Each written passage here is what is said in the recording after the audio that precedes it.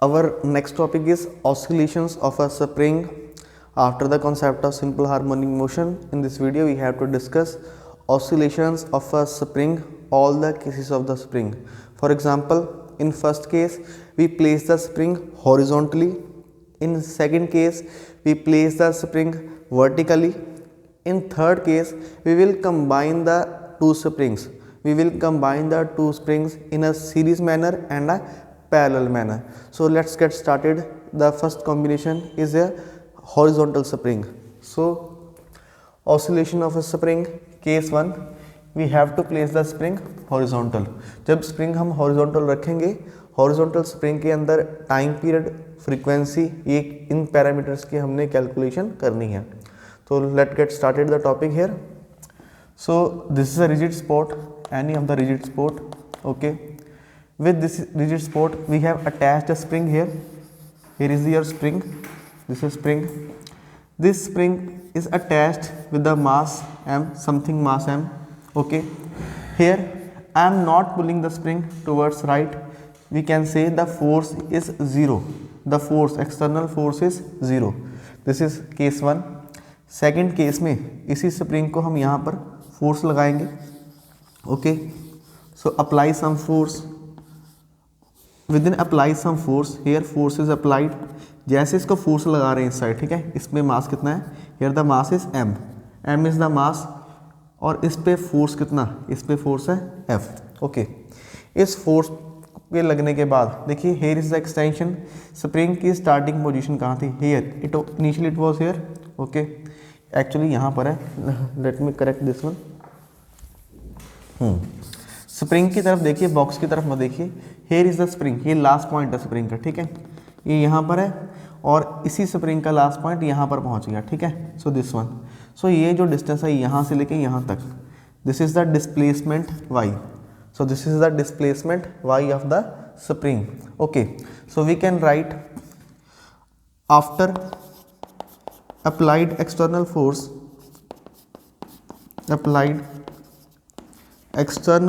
F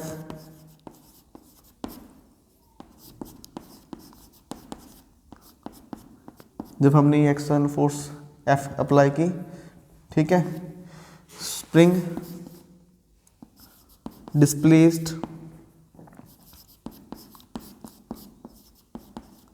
displaced by y. कितनी displacement होगी उसमें, displace by factor y, by factor y. तो इस y फैक्टर मतलब इतनी इसके अंदर क्या होगी, डिस्प्लेसमेंट. यहाँ से लेके यहाँ तक ये क्या हो चुका है, displace. Okay, therefore restoring force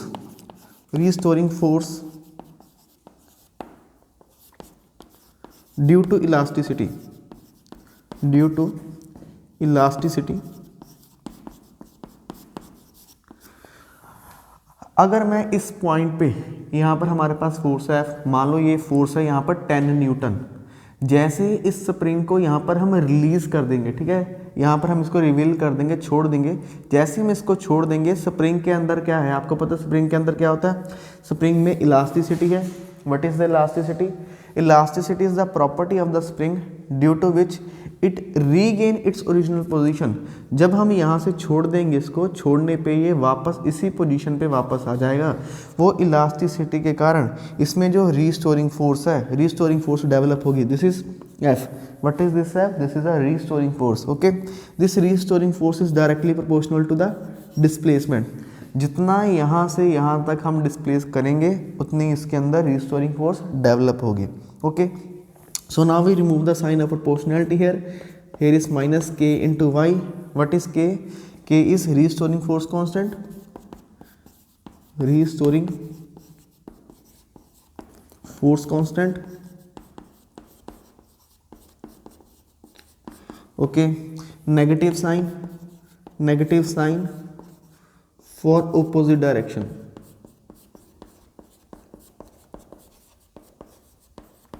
Okay, you can see we are applying force towards right side, but the direction of restoring force will develop in opposite direction. Okay, that's why negative sign is here. Okay, calculate the value of k from this one. Okay, so what is k? k is minus f upon y. So this is the value of k. K is restoring force constant in opposite direction. Okay, again write this equation. What is f here? F is equal to minus k into y. This is f. What is f? F is mass into acceleration. According to Newton's second law, what is the f? F is mass into acceleration. You should remember what is the value of f. Okay, on the right side minus k into y. Okay, also we have discussed earlier what is the acceleration of a simple harmonic motion or oscillatory motion. We have done the acceleration in the previous lectures. Acceleration was minus omega square y. You should know what is the value of acceleration. It is minus omega square y. Acceleration की ये value है तो हम यहाँ पे put करेंगे. See here m, this is minus omega square y. Okay, this is minus k into y. Minus minus get cancel, y get cancel. So what is left here? Here is m omega square is equal to k. Okay, now calculate omega. This is k upon m and square become root here. Okay, what is omega? हमें पता है जब भी कोई circular motion होता है. See here is the circular motion. This is a circle. इस circle में इस पॉइंट से चल के जब ऑब्जेक्ट एक कंप्लीट डिस्टेंस कवर कर लेगा, दिस डिस्टेंस इज 2 पाई और इसके लिए टाइम कितना लगेगा? This is t. Distance upon time, this is your angular velocity omega. So we need to write here omega is equal to 2 pi upon t. On the right here is under root k over m. Okay, calculate t from this equation. We get 2 pi root m upon k. Cross multiply this one here, this one here. Okay, shift this. So t is root 2 m upon k. This is the time period. And what is the frequency? Frequency is reciprocal of time period. We know what is the frequency. Sorry, frequency is reciprocal of time period. So reverse this. Reciprocal this one. 2 pi root k upon m. So this is the value of frequency. Okay, so this is the frequency and this is the time period for a simple harmonic motion. If we want to write it into the another format, what is the another format here?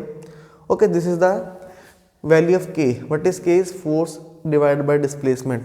If we put the value of k here in a positive way, in a magnitude way, we can also write this one as t is equal to 2 pi root, here m is as it is. What is k here? K is f into y. So here is a y. So time period is equal to m y upon f. So this is this one. Okay, so here is the time period. तो इसका result क्या आ रहा है यहाँ पे? Result देखिए. सो here is the k. What is k? k is the restoring force constant. ठीक है, हमने यहाँ पर स्प्रिंग को स्ट्रेच किया. स्ट्रेच करने में उल्टी डायरेक्शन में एक रीस्टोरिंग फोर्स लग रही है. वो क्या होती है? k. That is restoring force per unit length. Unit displacement के लिए रिवर्स डायरेक्शन में जो फोर्स लगती है ये k है. जितना k ज़्यादा होगा उतना टाइम पीरियड कम लगेगा. जितना स्प्रिंग आपका रिजिड होगा, जिसमें ज़्यादा मतलब सख्त होगा, जिसको हम ऐसे जितनी ताकत से उसको खींचेंगे वो उतनी ताकत से जल्दी वापस आ जाएगा. अगर कोई स्प्रिंग बहुत मतलब लूज़ है, जिसकी इलास्टिसिटी कम है, जिसको आप बड़े आराम से इसे खींच सकते हो, जिसको आप बड़े आराम से इसे खींचोगे, जैसे उसको रिलीज़ करोगे वो थोड़ा देरी से वापस आएगा. ठीक है, सो टाइम पीरियड रेसिप्रोकल है k के. दूसरा होता है मास के डायरेक्टली प्रोपोर्शनल. जितना मास बढ़ेगा टाइम पीरियड आपका बढ़ जाएगा, और मास कम होगा तो टाइम पीरियड कम हो जाएगा. So this is the first case of the horizontal spring. So when we place the spring in horizontally and we apply some external force, so stretch this one. What is the time period? What is the frequency? So see here on the screen you can see time period and frequency. Okay, after this one we are going to discuss second case.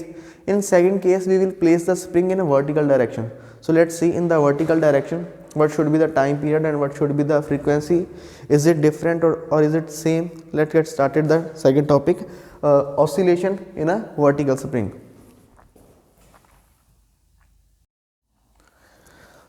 Second case, spring is vertical. Okay, so place the spring here. So this is a rigid support, any of the rigid support. Okay, here is the spring. Okay, up to this one there is no mass attached to it. इसके साथ कोई भी मास जो है attached नहीं है. Okay, here is same spring is here, but now we will attach some mass to it. So here some mass is attached to it. Okay, after attaching the mass, due to downward there is the force. What is the force? Force is mass into gravity. जैसे ही इस spring के साथ हम यहाँ पर एक मास को बांधेंगे तो ये नीचे की तरफ फोर्स लगाएगा और उस फोर्स की वैल्यू क्या होगी? This is mass into gravity. कितनी लेंथ इसने एक्सटेंड कर दी? So here see this one is the length extended, तो ये इसकी लेंथ है एक्सटेंडेड। ओके, तो उसके बाद in the starting we can say, starting में इसकी कुछ ना कुछ लेंथ होगी, उस लेंथ को हम एज्यूम कर लेते हैं this one is the capital L. This one should B, let this one, ये इसकी जो ओरिजिनल लेंथ है, this one is the capital L. So here this one, ये जो कैपिटल एल है, इसको जैसे ही हमने यहाँ पे नीचे को फोर्स लगाया, ये मास अटैच किया, तो कितनी एक्सटेंशन होगी? तो इसके अंदर एक्सटेंशन होगी एल। ओके, फिर से थर्ड केस करते हैं, अब थोड़ा और इसको एक्सटेंड करते हैं। Okay, so here is the case third. इसके अंदर सेम स्प्रिंग है, ठीक है। इसी स्प्रिंग को हमने यहाँ पर एक्सटर्नल फोर्स लगा दी, दिस इज फोर्स एफ। यहाँ हम इस स्प्रिंग को अब यहाँ से हाथ से पकड़ के नीचे की तरफ खींच रहे हैं। जैसे ही हाथ से पकड़ के नीचे खींचेंगे तो यहाँ से देखिए इसकी और डिस्प्लेसमेंट होगी, this is displacement is y, ठीक है। पहले कितना डिस्प्लेस हुआ था? तो पहले यहाँ से लेके यहाँ तक ये एल डिस्प्लेस हुआ था, ये पहले वाला। जैसे यहाँ से पकड़ के आप इसको नीचे की तरफ खींचेंगे तो उसमें फोर्स कितना लगेगा? ये डिस्प्लेसमेंट के इक्वल, ठीक है। अब टोटल फोर्स कौन सा होगा? एक तो इसका होगा, ये जो मास इसमें बंधा हुआ है, ठीक है। तो टोटल फोर्स हो जाएगी, एक तो फोर्स हो जाएगी mg इसके इक्वल, प्लस जो आप एक्सटर्नल अप्लाई कर रहे हो, ठीक है। तो दो फोर्सेस के कारण ये नीचे का आ रहा है, एक तो इस mg वेट के कारण यहाँ तक ऑलरेडी आ चुका है। उसके बाद जब ये mg फोर्स के साथ यहाँ तक आ चुका था, फिर हाथ से पकड़ के इसको हमने नीचे खींचा, तो ये वो वाली फोर्स कौन सी होगी? This is the external force. Okay, force applied by hand you can write. Okay,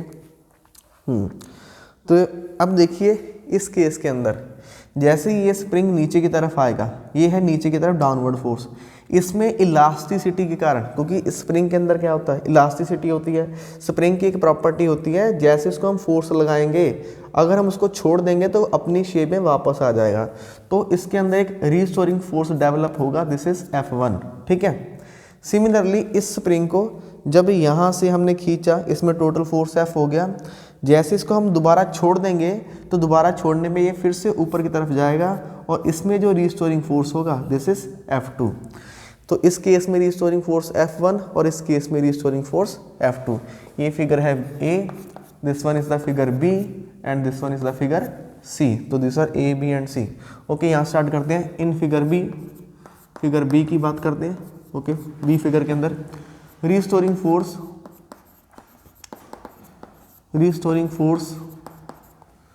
developed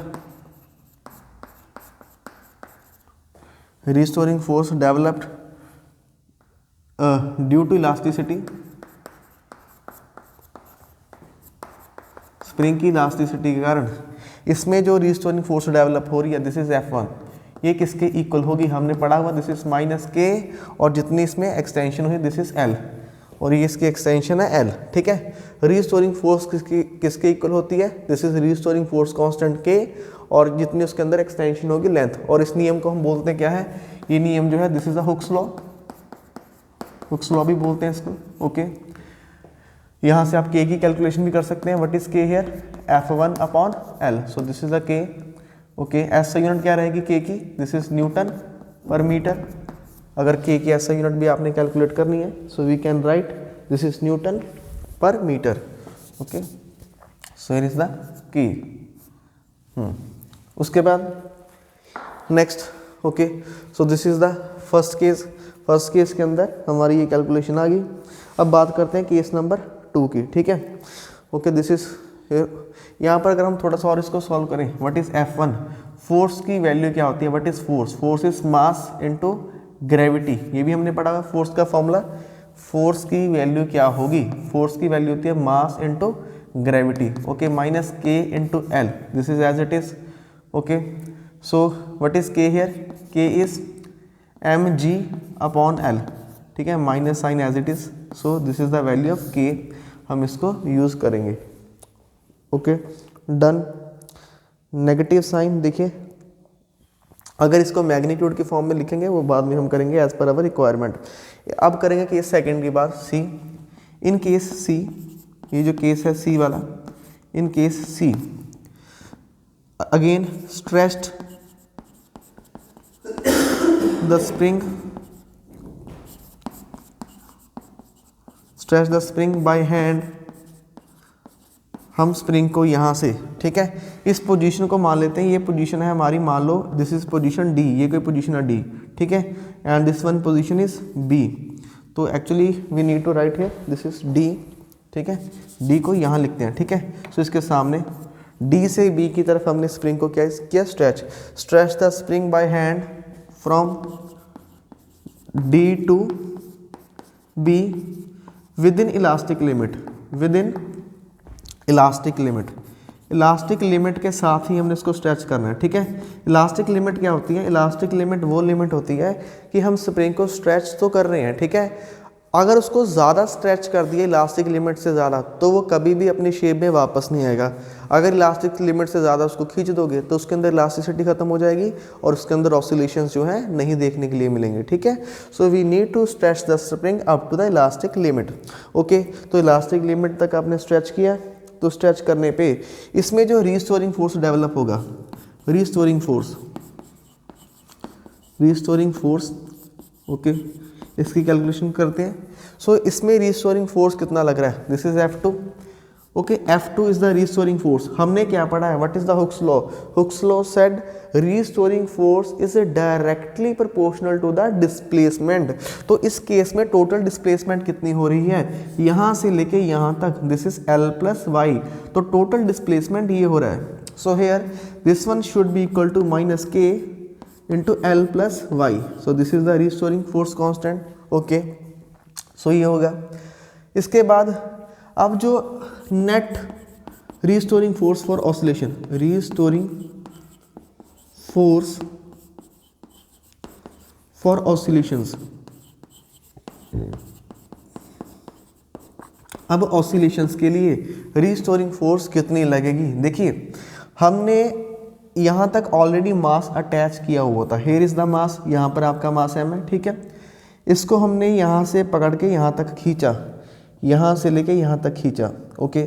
जैसे ही मैं इसको छोड़ूंगा ये यहाँ से यहाँ चल के आएगा वापस, फिर यहाँ जाएगा, फिर यहाँ जाएगा, फिर यहाँ जाएगा। जितनी आप दोबारा, क्योंकि मास को तो हम उतारे ना रहे, ये जो मास हम मास को रिलीज नहीं कर रहे, अगर आप इस मास को भी रिलीज कर दोगे, अगर हम इसको रिलीज कर देंगे तो ये यहाँ से यहाँ तक जाएगा, क्योंकि स्टार्टिंग लेंथ इसकी यहाँ थी, फिर यहाँ आएगा, फिर ऐसे जाएगा, मतलब ऑसिलेशंस। बट इस केस में मास आपका यहीं पर है ना, मास तो यहाँ पर है, मतलब हम ये इनिशियल पोजीशन लेके चलेंगे। तो जैसे हमने यहाँ से हम फोर्स को रिमूव करते हैं, अपने हाथ को हटाते हैं, तो हाथ को हटाने के बाद ये यहाँ से यहाँ जाएगा, फिर यहाँ आएगा, फिर डी पर, फिर बी। सो डी और बी के बीच में ऑसिलेशंस होती रहेंगी। So net restoring force for oscillation after removal of external force, after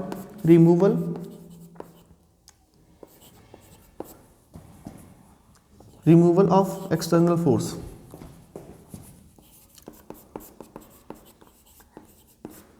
okay, external force को हटा दिया तो restoring force net, this is F2 minus F1, okay. F2 की वैल्यू कितनी है, this is the value of F2, okay. F is equal to what is value, minus K L plus Y, okay, what is the value, ये वाला minus है as it is, this one minus here F1, F1 की value क्या निकाली हमने, minus K into L, minus K into L, okay. Solve करेंगे, this is minus K L, minus minus plus, minus K L और plus K L cut जाएगा, तो ये किसके इक्वल आ जाएगा, this is equal to minus K L plus minus minus K Y, minus minus plus K L, this KL and this KL cancel out, so F is equal to, so we can write what is F here, okay, we can write, okay, we can write F is equal to minus K into L, so this is the value of F, तो ये F की value आ गई। This is the net restoring force due to which our body gets started the oscillations. आगे आपको सारा काम पता है, एफ को क्या लिखेंगे, this is mass into acceleration minus K into L. Okay, this is your mass. What is acceleration, acceleration is omega square Y minus K into L. Let me correct it, K L कटा था, here is K Y, so here is the K Y, यहाँ पर K Y आएगा, this is K Y and K Y. देखिए यहाँ पर के L cut गया था और के वाई बचा है, ठीक है। So we need to write here K Y. So F is K Y, F is mass into acceleration, this is K Y. What is acceleration, acceleration is minus omega square Y. Acceleration किसके equal होता है simple harmonic motion में, this is minus omega square Y, this minus cancel out, y and y cancel out. Again from this equation omega is under root k upon m, and what is omega, this is 2 pi upon t which is equal to under root k upon m. Okay, calculate time, this one it is 2 pi under root m upon k. So this is the value of time period. Time period को calculate करेंगे, ये इधर चला जाएगा, ये इधर चला जाएगा। Okay, this is m upon k. Next, what is the frequency? Frequency is reciprocal of time period. We can reverse this reciprocal. Okay, k upon m. So ये frequency आ जाएगी. This is frequency and this is time period. Okay, इस time period को थोड़ा और extend करते हैं. What is the time period? Time period is 2 pi root m upon k.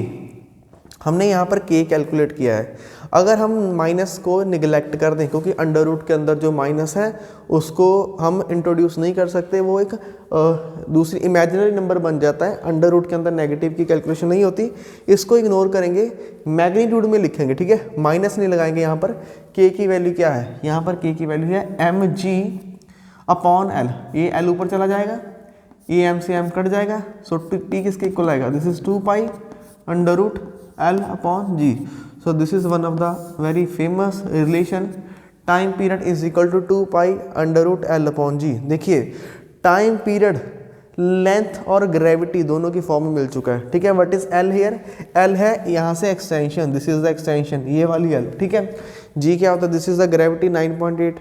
तो देखिए टाइम पीरियड बड़े इजी वे से हम कैलकुलेट कर सकते हैं कि अगर स्प्रिंग के साथ, इस स्प्रिंग के साथ, यहाँ पर देखिए हमने इसके साथ एक मास बांधा, ये मास बांधा हुआ है, जैसे ही हम इस मास को बांध के छोड़ देंगे तो ये यहाँ पर ऐसे ऐसे ऑसिलेशन करेगा। तो इन ऑसिलेशंस के लिए हमें टाइम पीरियड की कैलकुलेशन चाहिए। तो L हमारे पास है, G gravity, put the value here and we can simply get the time period. तो कितना टाइम लगेगा, तो यहाँ से भी कैलकुलेट कर सकते हैं, आप चाहें तो यहाँ से भी कैलकुलेट कर सकते हैं। So this is the case number second, we have done the case number second.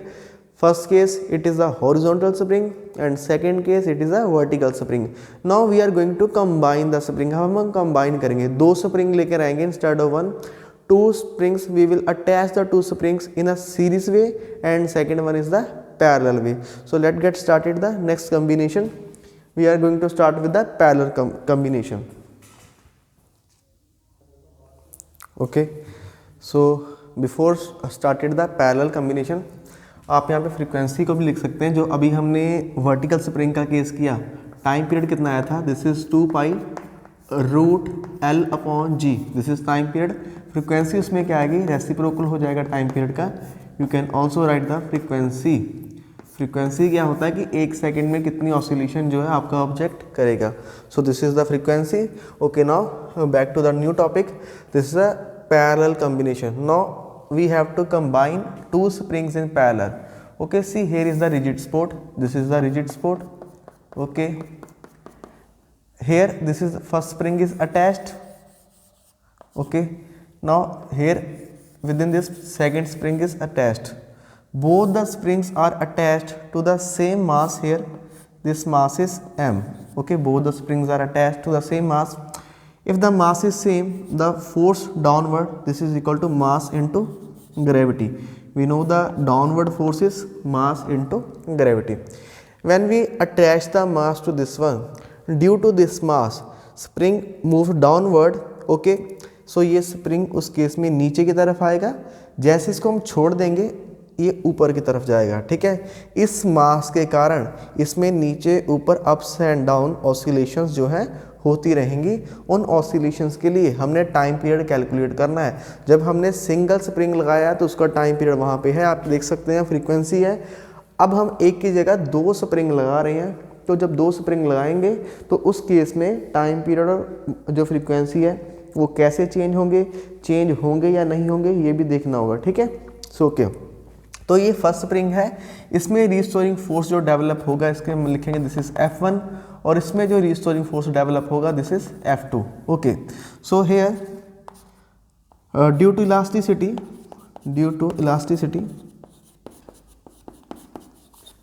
total restoring force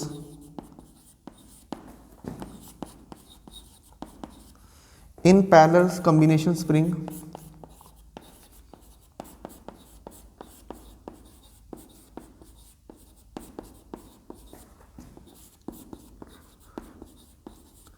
parallel combination spring की अगर बात करें, पैरेलल कम्बिनेशन में F is equal to F1 plus F2।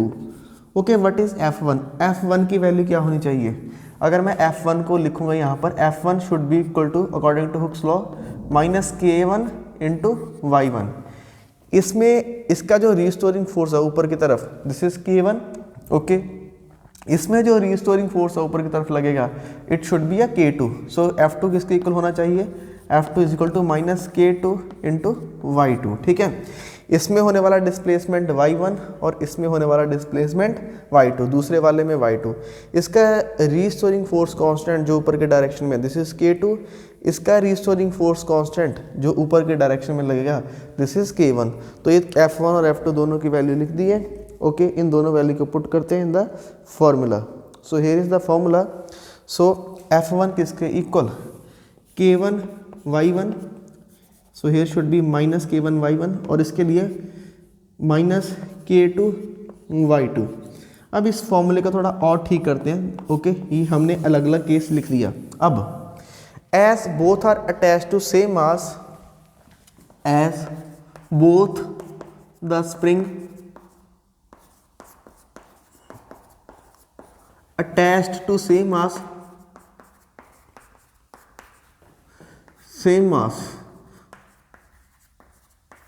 therefore displacement should be same,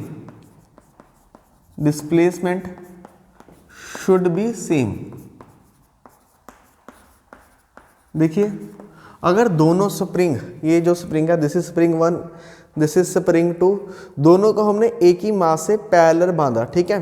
तो दोनों जब नीचे आ रहे हैं, ऐसे आ रहे हैं, तो दोनों में जो डिस्प्लेसमेंट होगी, तो दोनों में डिस्प्लेसमेंट किसके इक्वल होगी? जितनी डिस्प्लेसमेंट इस वाले में होगी उतनी ही डिस्प्लेसमेंट सेकंड केस में भी होगी। तो इस केस में दोनों के अंदर होने वाली जो डिस्प्लेसमेंट है इट शुड बी सेम। तो ये हो गया हमारा। ओके, उसके बाद हम क्या लिख सकते हैं? We can write y1 is equal to y2 is equal to y। इसमें डिस्प्लेसमेंट हो रही है y, इसमें भी डिस्प्लेसमेंट हो रही है y, क्योंकि दोनों में हम जो नीचे को फोर्स लगा रहे हैं it is same. So same force लगाने पे इनमें डिस्प्लेसमेंट क्या हो रही है? Same, this is y। Okay, तो इस फॉर्मूले को थोड़ा और लिख लेते हैं ठीक करके। f is equal to minus K1y minus K2y। Okay, take the y common and minus y common. What is left inside? K1 plus K2. So this is the net restoring force in a parallel combination. But actually, अगर मैं actually बात करूं, actually जो होगा ये कितनी होनी चाहिए parallel combination के लिए? But actually restoring force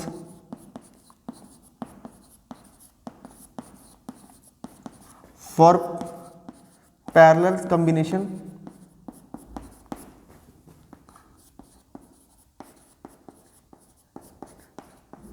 should be, ये कितनी होनी चाहिए? It should be F is equal to minus K, here is P का मतलब है, P मतलब पैरेलल, इसके पैर में लिखेंगे, ठीक है। तो P के पैरेलल में यहाँ पे हम लिख देंगे K के पैर में P, this is a parallel circuit, और इसके मल्टीप्लाई में Y here. Now combine 1 and 2, this is first one and this is second one.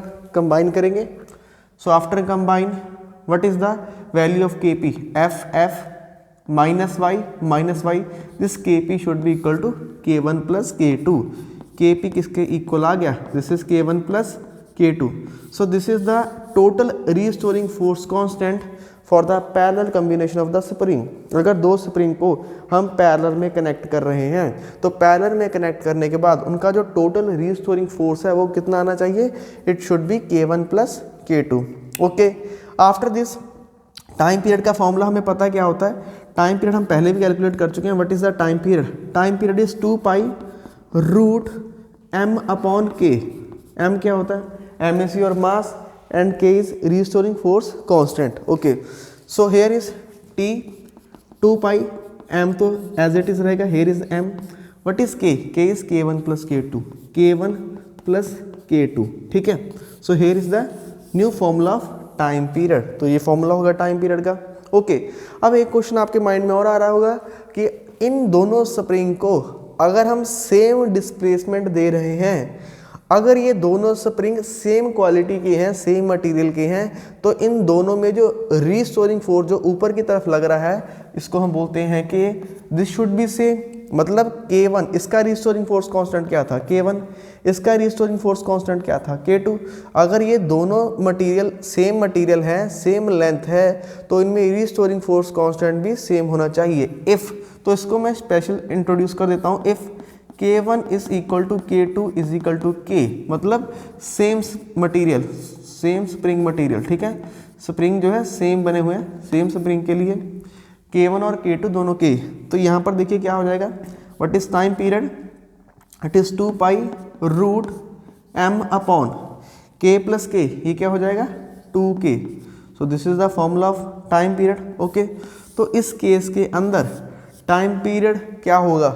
बढ़ जाएगा या कम हो जाएगा? देखिए सिंगल के केस में क्या होता है, जब हमारे पास एक सिंगल स्प्रिंग होता है उसका टाइम पीरियड क्या आता है? This is 2 pi root m upon k. So this is the time period for a single spring. अब दो स्प्रिंग को पैरेलल में लगा रहे हैं तो डिनोमिनेटर का फैक्टर बढ़ गया.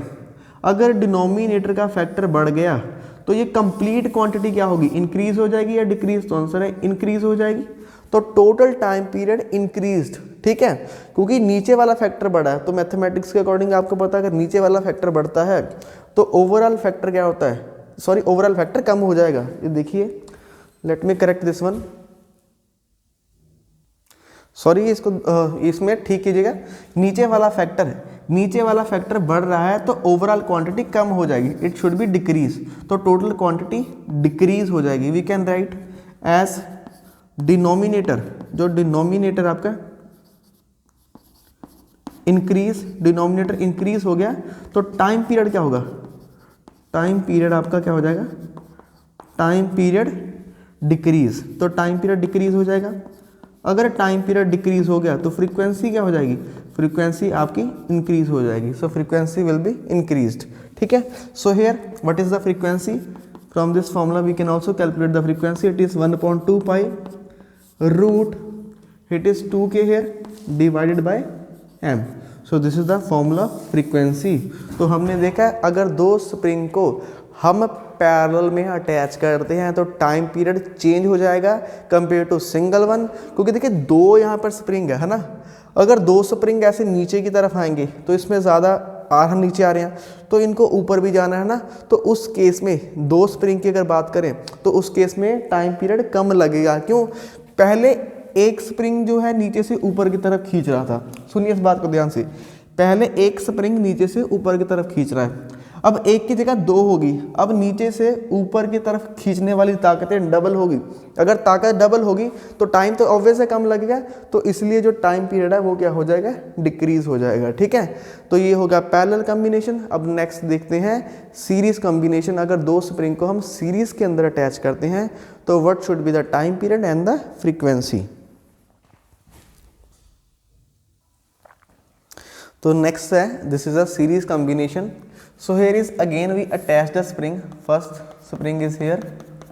This is a rigid support. कोई भी ऐसे rigid support है, किसी को भी आप दीवार के साथ कहीं पे भी लगा सकते हैं. So here I am connecting a first spring. This is the first spring. It is up to here. After this I am connecting a second spring. this is a second spring.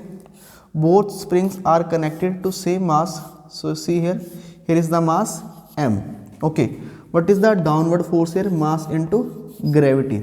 Okay, so ये spring है first one, this is a, ये वाला spring है B. इस spring का restoring force constant this is K1 और इसका restoring force constant this is K2.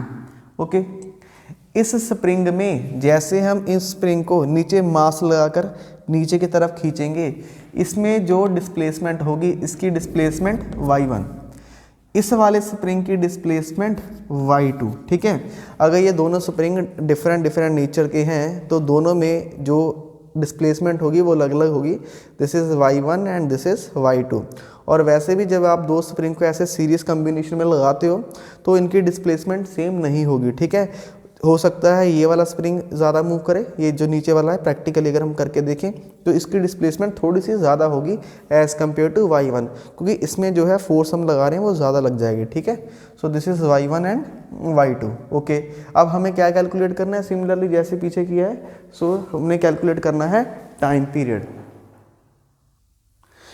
In case अगर ये जो ऊपर वाला स्प्रिंग है, ये जो ऊपर वाला केस, अगर इसका स्प्रिंग कांस्टेंट अगर हम मान लेते हैं if K1 is greater than K2, अगर K1 बड़ा है K2 से ज़्यादा, तो डिस्प्लेसमेंट किसकी ज़्यादा होगी? इसमें रिस्टोरिंग फोर्स कांस्टेंट ज़्यादा है, ये ऊपर की तरफ ज़्यादा फोर्स लगा रहा है, तो जो सेकंड वाले स्प्रिंग की डिस्प्लेसमेंट है ये ज़्यादा होगी.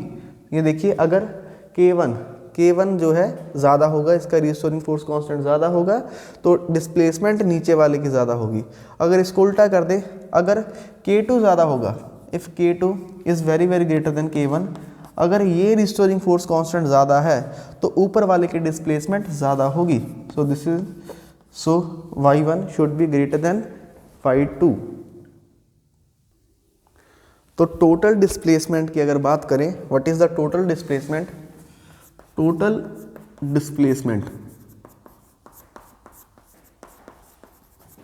टोटल डिस्प्लेसमेंट कितनी होगी? It should be sum of this two. This is y1 plus y2. Let it be question number 1. First spring की बात करें, for spring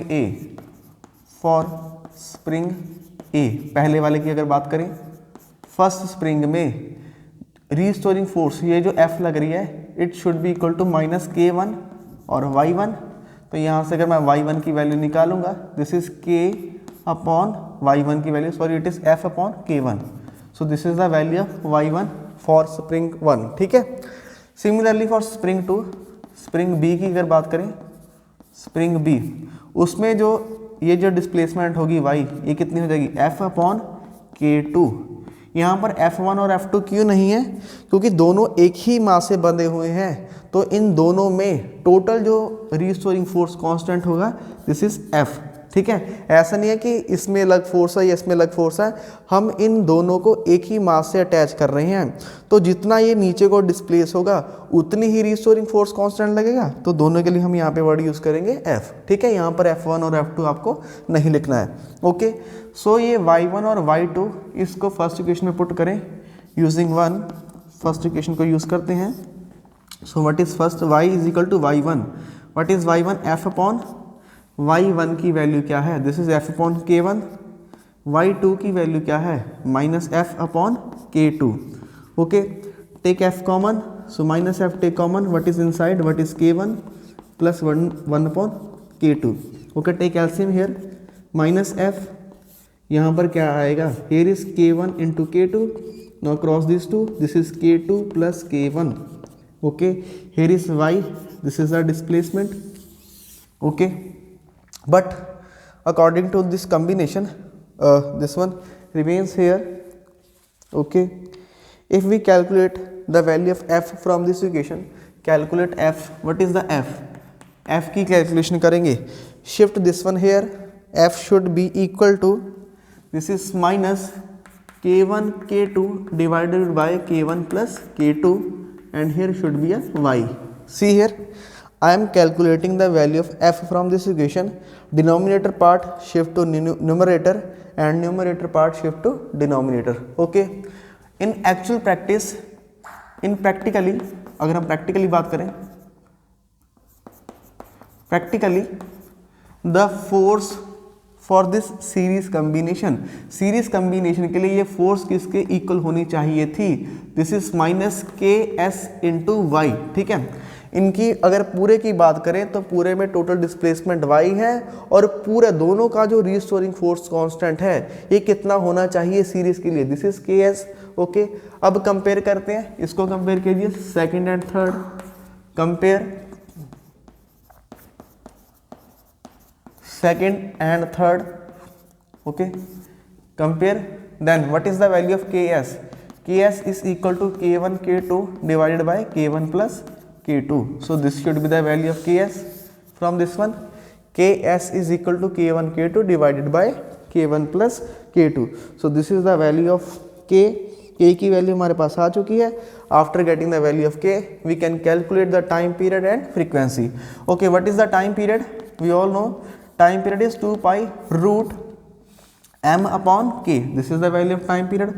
T as it is 2 pi root m.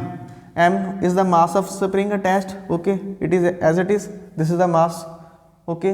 Here k1 plus k2, what is k1 and k2, k1, put the value of k here, this is k1 k2, ये जो नीचे वाला part है ये कहाँ चला जाएगा, इसको हम शिफ्ट कर देते हैं ऊपर, k1 plus k2. So this is the required time period. So again, so this is the value of T, okay. उसके बाद फ्रीक्वेंसी क्या हो जाएगी, फ्रीक्वेंसी इसका रेसिप्रोकल हो जाएगा, दिस इज 2 पाई रूट, ऊपर आ जाएगा ये k1 k2 divided by m, ये m है मास जो स्प्रिंग के साथ आपने अटैच किया हुआ है, here is k1 plus k2. So this is the frequency. तो फ्रीक्वेंसी भी कैलकुलेट कर ली और मास भी कैलकुलेट, टाइम पीरियड भी कैलकुलेट कर चुके हैं. Again for the special case, जैसे हमने पैरेलल वाले केस में किया था, if k1 is equal to k2 is equal to k से, मतलब दोनों स्प्रिंग का नेचर सेम है, ठीक है, क्या है, सेम नेचर के है स्प्रिंग. अगर दोनों spring same nature mean same material के हैं, सेम लेंथ के हैं, तो उनमें जो रीस्टोरिंग फोर्स कांस्टेंट है वो भी तो होगा, सेम ही होगा, ओके. तो k1 k2 को k पुट करें तो यहाँ पर देखते हैं टाइम पीरियड क्या आ जाएगा.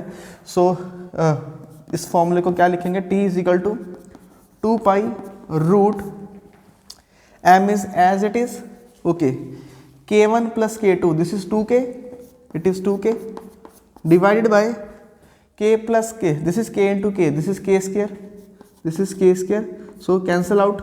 So t is equal to 2 pi root 2m divided by k. तो इस केस में अब बताइए टाइम पीरियड बढ़ गया या कम हो गया. तो देखिए सिंपल टाइम पीरियड का फॉर्मूला क्या होता है, this is a simple time period. Single spring, अगर मैं सिंगल स्प्रिंग की बात करूं, सिंगल स्प्रिंग में क्या होता है, what about the single spring, single spring का time period 2 pi root 2m upon k था. इसमें जो इंट्रोड्यूस हुआ फैक्टर 2 इन द न्यूमरेटर, तो 2 फैक्टर अंडर रूट 2, ठीक है, तो रूट 2 फैक्टर से टाइम पीरियड क्या हो जाएगा, इंक्रीज, ठीक है. टाइम पीरियड क्या हो गया आपका, time period increased, okay, time period increase. और टाइम पीरियड अगर इंक्रीज हो रहा है, दिस साइन फॉर इंक्रीज, तो फ्रीक्वेंसी क्या हो जाएगी, frequency should be decreased, okay. So this is the time period and frequency. From this one we can also write the frequency here, frequency is 1/2 pi, reciprocal कर देंगे, here is k/2m. सो यहाँ तक जो है spring के चारों cases discuss हो चुके हैं. सबसे पहले हमने स्प्रिंग को कनेक्ट किया था in the starting, it is a horizontal, it was, then second it was a vertical, then we have combined the spring. First one case number 1, we connected the spring in parallel in which time period decreased. This is we have connected the spring in series in which time period increase. तो spring के चारों cases के अंदर हमने simple harmonic motion की calculations की. So next video के अंदर हम कैलकुलेट करेंगे कुछ और सिंपल हार्मोनिक मोशन की एग्जांपल्स.